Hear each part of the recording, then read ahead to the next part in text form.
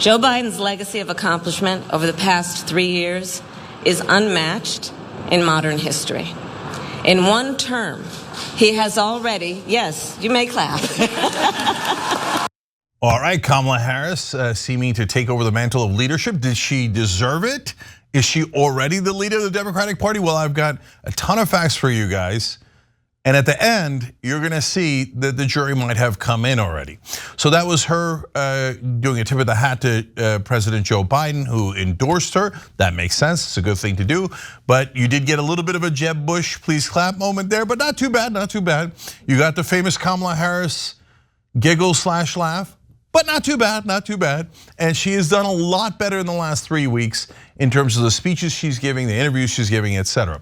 So now, let's show you who has backed Kamala Harris and who is left standing for not backing her. So Joe Biden didn't say it in his first announcement, but within a half an hour did endorse her after he dropped out of the race. Right afterwards, Hillary and Bill Clinton joined. Now these are giant players here you're gonna see, but there's a couple of people notably missing. One of them was Representative Nancy Pelosi, but right before showtime, she also endorsed Kamala Harris after earlier holding out and not endorsing her. So interesting development right there. And then all of these progressives, for reasons that are still a mystery to me, are apparently love Kamala Harris. AOC, Cori Bush, Ro Khanna, Ilhan Omar, later Elizabeth Warren, some of those others not as progressive, but those are big, giant progressive names. And then establishment figures like Representative Adam Smith, who led the movement in Congress to oust Biden. He's a little bit more of a conservative Democrat, but he was on the right side of the Biden issue. And then the governors that might have been competitive with her, Governor Josh Shapiro, Andy Beshear, Wes Moore, Gretchen Whitmer, Roy Cooper, J.B. Pritzker. So almost all the big names now having endorsed Kamala Harris just within 24 hours. Now I gotta tell you, Kamala Harris did something really smart. She put out a list of 4 names of potential VP picks for her, and those were among her top potential competitors. So Andy Beshear, Roy Cooper, Mark Kelly, and these folks were people that were on the list that might challenge her. And Josh Shapiro, and once she put them on the potential VP list, they were like, think about it. If you're Governor Shapiro in Pennsylvania, she's got 4 people on that list. You don't know that the list is 100% right, but it probably is, or it's close enough. That means you got about 25% chance of being the vice president. That's not bad odds. Those are pretty good odds, right?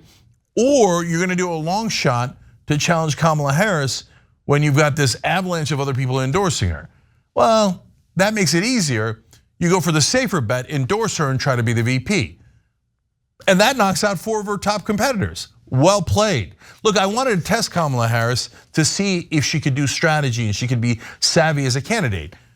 That's partially a test and nicely done. So I'll give her credit for that. And I think a significant amount of credit. So I just want to see her being able to conduct this campaign in a winning way so she could defeat Donald Trump. Thanks for watching. Our audience has helped build TYT into the media giant it is today. Together, we can accomplish anything. Support our work and join us at tyt.com/team. So now here's the New York Times in terms of the people who have publicly supported her. Let's show that graphic for you guys, and then I'm gonna get to who is not supporting her. So these are the folks that they say publicly supported representatives, senators, and governors. Those are Democrats, all obviously. There are people who did not specify and people who have not commented. As you can see, the overwhelming majority of Democrats in Congress and Democratic governors already backing Kamala Harris. But 3 still at this late hour have not joined the festivities. And they're very relevant names. Chuck Schumer, leader of the Democrats in the Senate, Hakeem Jeffries, leader of the Democrats in the House, and President Barack Obama. They have not endorsed Kamala Harris yet. Now, there's a theory that they're waiting so that they do in big endorsements back to back to back, capturing the news cycle over and over again. I don't think that's the case at all. For reasons I'm about to show you, including a quote from President Obama. I think the real answer was they were waiting to see, can she lock this thing up? Can she bring in most of the delegates and most of the endorsements on her side? And if she does, of course they're gonna join in. And if she can't, well, then they're gonna keep an open mind, which I think is the correct thing to do. So I think it was actually relatively well played by Pelosi, Schumer, Jeffries, and Obama. You don't hear me saying that often. So here's what President Obama said in his statement after President Biden dropped out of the campaign. He said, "I have extraordinary confidence that the leaders of our party will be able to create a process from which an outstanding nominee emerges. I believe that Joe Biden's vision of a generous, prosperous, and united America that provides opportunity for everyone will be on full display at the Democratic convention in August." So he was clearly for an open convention. He said he wanted a process through which we pick the strongest candidate, and he mentioned the convention.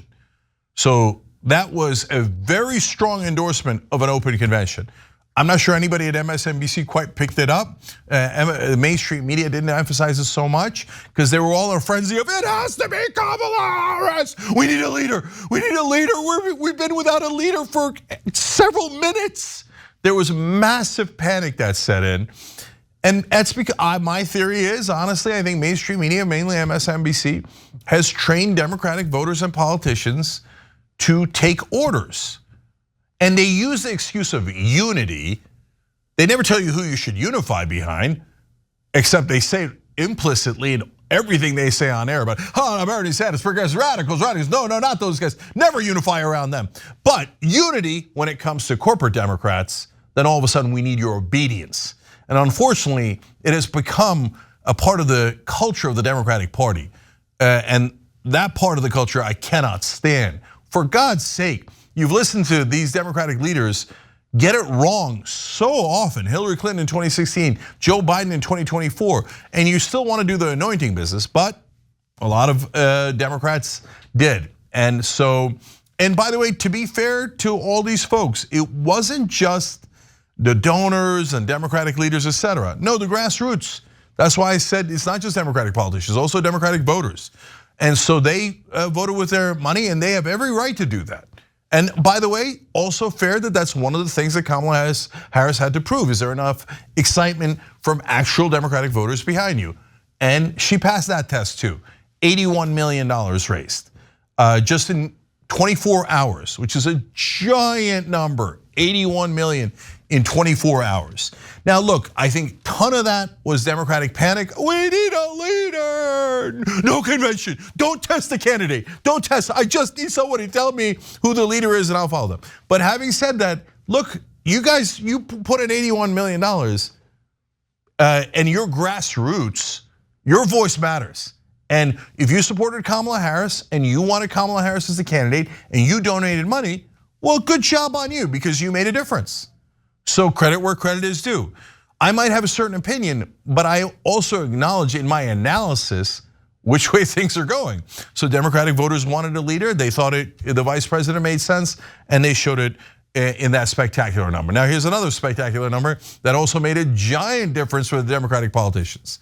So Future Forward is a PAC that was raising money for Biden, now raising money for Kamala Harris, and they say they have $150 million in large donor commitments. And that's a monster number. And Kamala Harris is also taking over about $100 million left over from Joe Biden. So instantly her war chest goes up to nearly $500 million.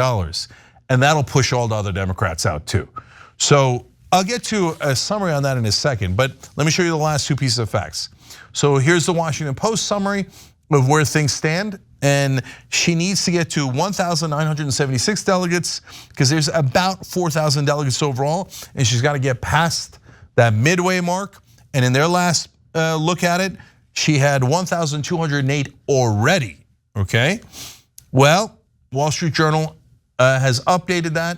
According to their count, and everybody has a slightly different count, they say it's already over. So here's a quote from the Wall Street Journal. Harris has secured more than half of the delegates she will need to clinch the Democratic nomination. And by the way, they say that's according to a White House, to an Associated Press count of the delegates. So I was gonna make a call for an open convention here, as you've heard me doing now for months when I thought that Joe Biden would drop out. In fact, I wrote an op-ed that I had ready to go that we published in Newsweek this morning. So we were on it, and it appears we have already lost. So, look, we won on Joe Biden getting out of the race, and that was an enormous accomplishment. And by the way, again, thank you to the TYT members.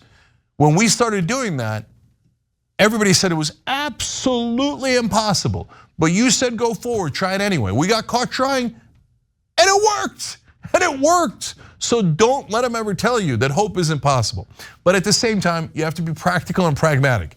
If the Associated Press and Wall Street Journal are correct that she has over half the delegates, well, she won. That's the whole point. Now, look, I would have preferred that the process be a little bit longer, and I would have preferred that we go to the convention, and I think it would have made the convention the most exciting thing anybody's ever seen. And I think we could have gotten a couple of $1 billion of free media through that entire exercise. But if she's already locked up all the delegates she needed, in a sense, she already proved what she had to prove. I wanted someone to be able to get the most amount of delegates, and it looks like she has the most amount of delegates. So if that's confirmed by all the other news organizations, well, then this thing's already over, and Kamala Harris is your new nominee. She'll pick a vice president sometime between now and the convention, and we'll have a new ticket. And is that better than Joe Biden? Well, in the old words of Sarah Palin, yeah, betcha. Okay, why? Because Joe Biden had now, as everyone acknowledges, including his top advisors and even the propagandists at MSNBC, yeah, he had a near zero chance of winning. We were right all along. Is Kamala Harris higher than zero? Way, way higher. So I don't know how the race is going to shape out yet. We don't have enough information. In fact, that's why I wanted to go all the way to the convention. And I wanted this to be a longer process so we could have more information about who could be the best candidate. But that jury's already come in terms of who the candidate's going to be, it appears. So now we're going to see how good Kamala Harris is on the campaign trail. I don't think we have, I don't have enough information right now to make a prediction. We're going to have to see how this thing plays out. If you forced me and said, how do you have it right now? With the very little information that we have, I know that Trump is very unpopular. And I know that Kamala Harris has issues with her polling, which we're going to get to a little bit later in the show. I'd put it at about 50-50. 50-50 is a lot better than zero. Okay, so we're back in the ball game. So it's a good day in America overall. And now, one more thing. We asked you guys what would be the dream ticket. And we put this on our social media accounts on Instagram, on YouTube community, etc. And we put all sorts of different combinations, not necessarily just involving Kamala Harris. And you guys were clear. You also wanted Kamala Harris.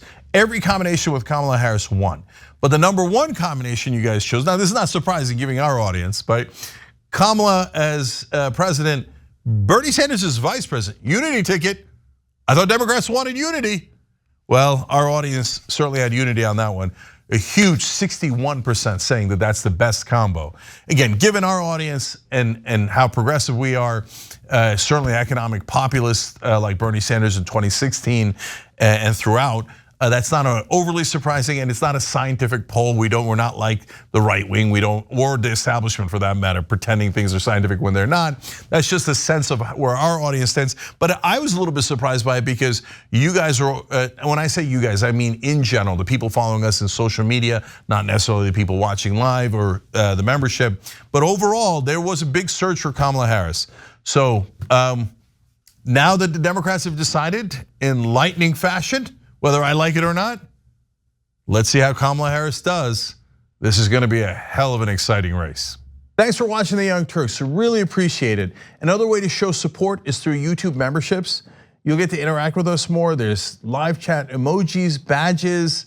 You've got emojis of me, Anna, John, JR. So those are super fun. But you also get playback of our exclusive member-only shows and specials right after they air. So all of that, all you gotta do is click that join button right underneath the video. Thank you.